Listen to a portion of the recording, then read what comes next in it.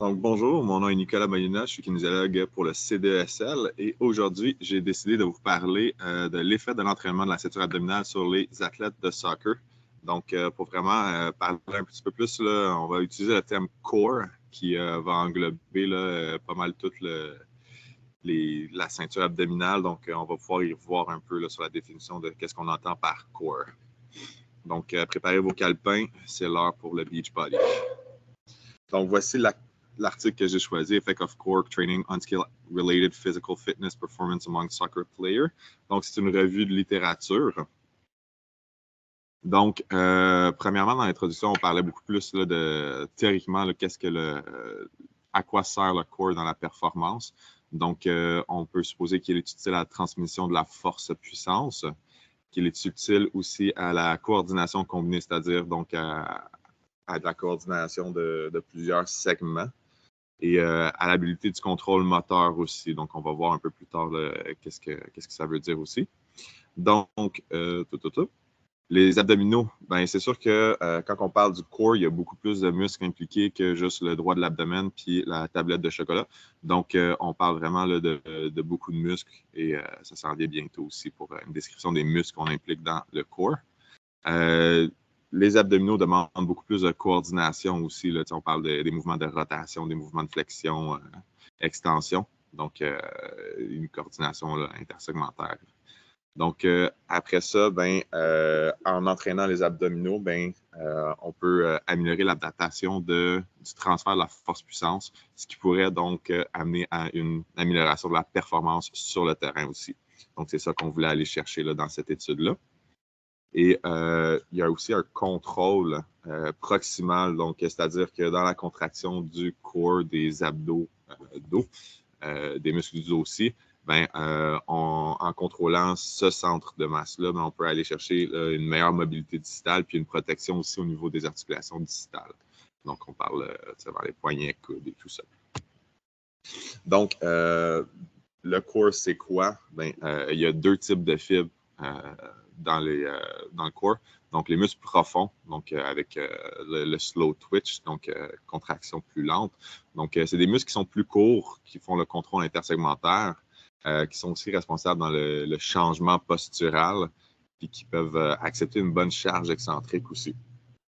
Ensuite, pour ce qui est plus mouvement, on va parler plus des muscles superficiels, donc des fibres de type 2 qui sont dans le fast twitch, sont plus longs et ont un plus grand levier, sont capables d'aller chercher une meilleure génération de force, puis sont principalement là, utilisés beaucoup pour des mouvements plus dynamiques.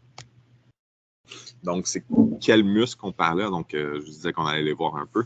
Donc, c'est toute la portion là, du tronc là, qui se situe entre les aisselles et le pelvis. Donc, pour les fibres de type 1, on parle de transverse abdominal, multifide, oblique interne, plancher pelvien. Donc, vraiment, là, des muscles sont un petit peu plus profonds. Et pour les fibres de type 2, on va parler plus recteur du rachis, oblique externe. Donc, beaucoup de muscles dans la rotation, le droit de l'abdomen, carré des lombes. Donc, on peut voir que l'implication du core est autant antérieure que postérieure. C'est quoi les caractéristiques du core maintenant qu'on sait de quoi on parle? Un bon core peut aider à la mobilité distale. Donc, c'est sûr que si on a entre les aisselles et le pelvis, qui est vraiment très mou, pas capable de contracter, c'est très dur d'aller chercher un mouvement un petit peu plus loin. Ensuite, pour la protection distale, on parle beaucoup cheville, genou.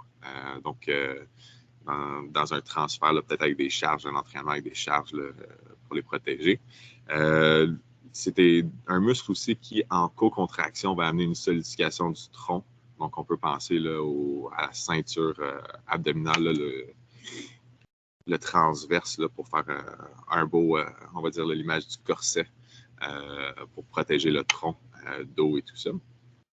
Et par le fait même, va pouvoir amener un passage de la force. Donc, on est encore un peu théoriquement. Donc, comment ils ont fait l'étude? Ils ont suivi un protocole, donc selon les normes Prisma, en cherchant sur Internet.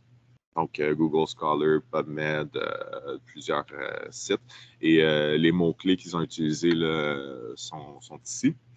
Donc, on associait là, entraînement abdominal avec une composante et évidemment là, avec le sujet qu'on voulait, là, donc les athlètes de soccer. Donc, pour être éligible à être dans l'étude, sur les 84 études qu'ils ont trouvées, il y en a 26 qui sont rentrées, donc ils devaient être en anglais et faire partie d'un journal académique. Donc, c'est très important pour eux. Puis après ça, le niveau des participants là, ben, va de professionnel à tout le cadre scolaire. Donc, on a quand même une bonne variété au niveau de notre échantillon. Donc, ça, c'est des tableaux, en fait, là, des études qui ont été retenues, qui font un résumé de chaque étude avec le type d'entraînement qui était prescrit dans l'étude, la durée, puis la qualité physique qu'on voulait aller chercher, puis voir après ça s'il y avait des améliorations ou non. Donc, on va les passer un petit peu plus rapidement pour rentrer dans le vif du sujet.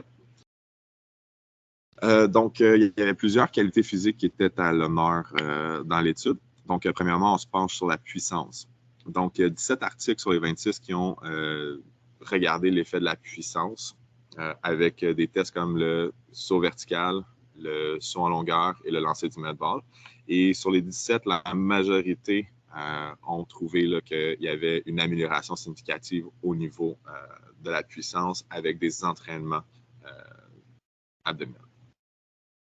Si on passe par la vitesse maintenant, donc on a autant des petites distances que des plus longues distances ou des sprints répétés. Et encore une fois, on a dénoté une amélioration au niveau de la vitesse. Quand on parle d'équilibre ici, donc c'est encore une fois là avec une bonne implication, là, un entraînement abdominal, on a noté aussi une bonne amélioration. Ensuite, l'agilité.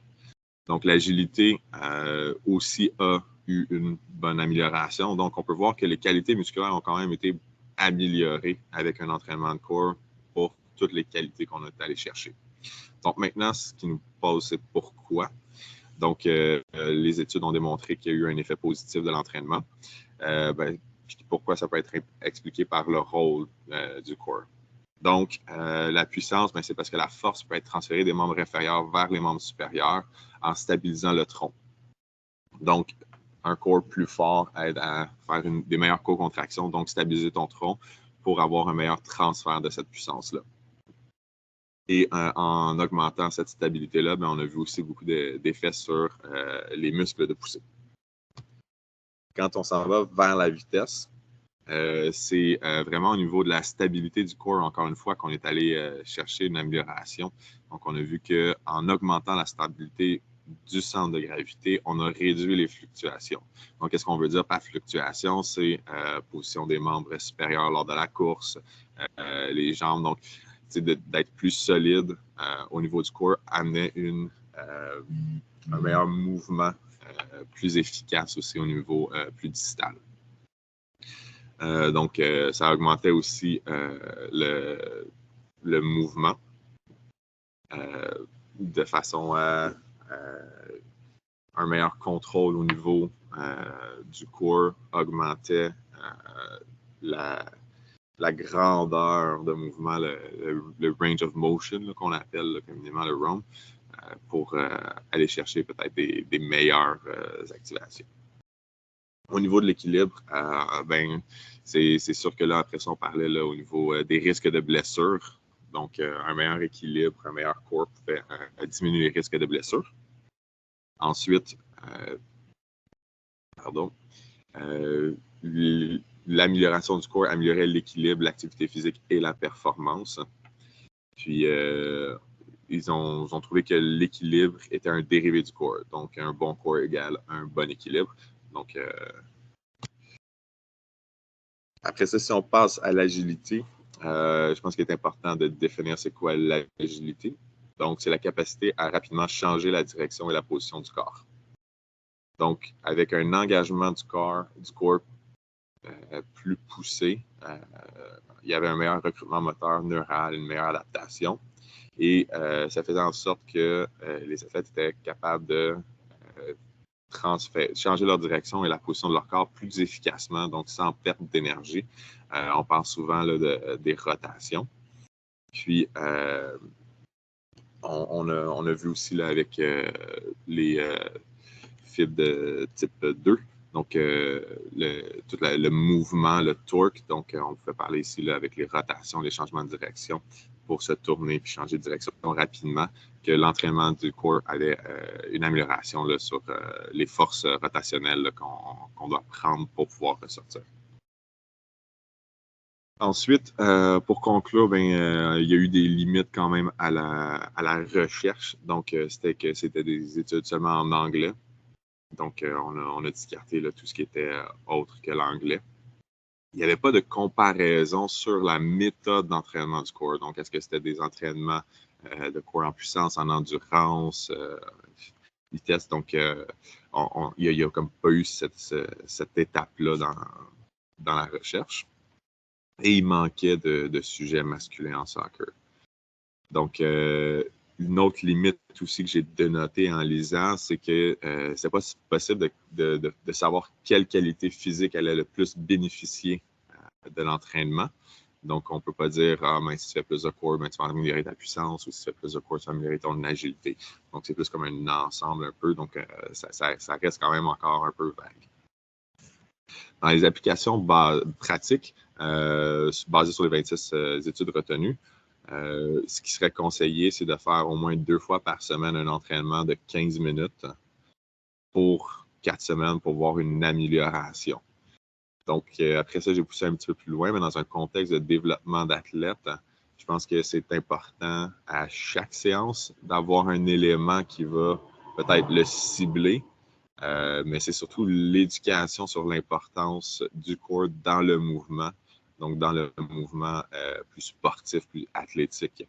Donc, je pense qu'ils sont tout le temps en développement, en croissance. Donc, il y a toujours un certain apprentissage de leur corps à faire. Mais si l'éducation est plus poussée, plus importante, à ce moment-là, je pense que les référents restent les mêmes. Donc, il y a une meilleure facilité et une meilleure rétention de l'information aussi là, pour les jeunes. Donc, j'aimerais remercier nos partenaires qui nous permettent de pouvoir faire des petites revues de littérature et de pouvoir transmettre l'information au grand public. Merci.